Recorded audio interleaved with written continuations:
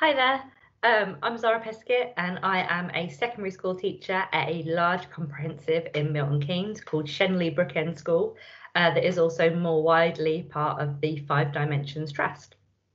So I'm going to share with you today my 5 quick and hopefully practical tips for questioning on online learning. So that live lesson where you've got students in real time able to answer your questions.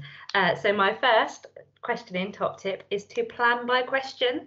It might seem an obvious one, and it's definitely something I did long ago in my NQT year, but I found now that we've moved to remote learning, planning by question is really important. So asking myself, what is the one question that I can ask that students can really show they know?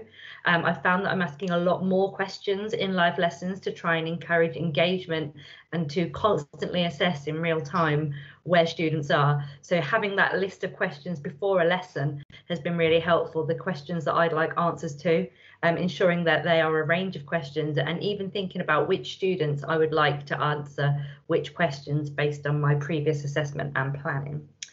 So my second top tip for questioning in live lessons is to use the chat box more effectively. Whatever platform you're using will have a chat function or a comments section for you to kind of gauge students' knowledge. And students, in my experience, seem to be more comfortable using this than turning their microphones on.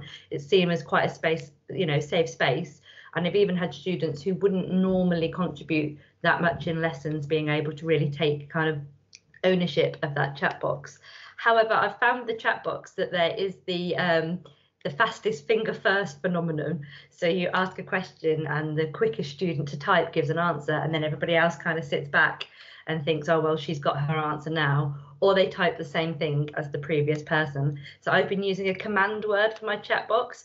So saying, OK, until I say go, I don't want anybody to send their answers. So posing a question, having that wait time, that all important wait time while they type an answer, and then sending go. So I get all the responses at once and I'm able to see the individual responses rather than students just maybe copying what the person above them had written. Having that command word really creates a kind of sense of competition, like go, send your answer.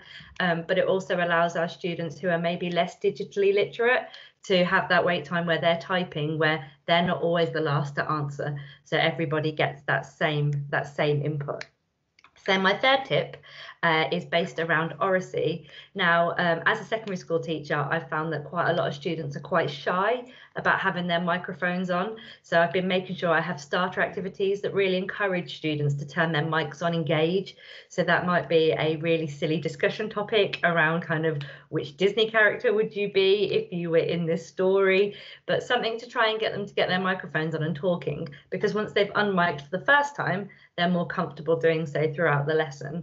I appreciate not all students can unmic either because of technical issues or because of noisy households, but I really find that kind of microphone on dialogue really helpful, and making sure when you're doing that, you're not just kind of putting a question into the abyss. So when you're kind of asking questions by microphone, by oracy online, picking students, Sally, what do you think?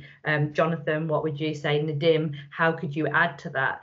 And students really being aware at the start of the lesson that that's an expectation. It sounds a really simple thing, but I start all my lessons by saying you are going to have your microphones on today. So if you can try and unmic for this starter activity, just creating a bit of environment in the room for students to have those microphones on.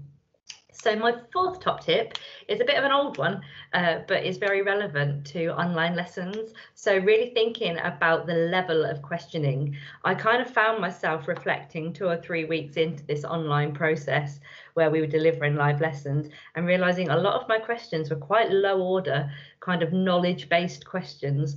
I think it's because I was trying to increase the pace of the lessons. I wanted them to be snappy and engaged and for them to know they were there. So I was asking lots of questions, but in the majority they were pretty lower order, because for you to have those analyze and create and evaluate questions, you really need students to be able to structure their answers What I've found really helpful is using resources and oracy tools that give students sentence starters.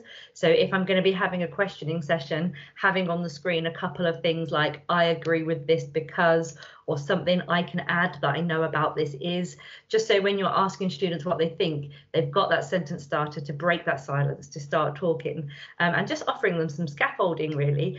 We've been recording all our live lessons for safeguarding purposes, and I think when students get that little banner across the top that says "you are being recorded," it sometimes makes them quite shy. So making sure that I've got those higher order questions, those analyze, those create, those think questions, and having the sentence starters there to support those students in using those.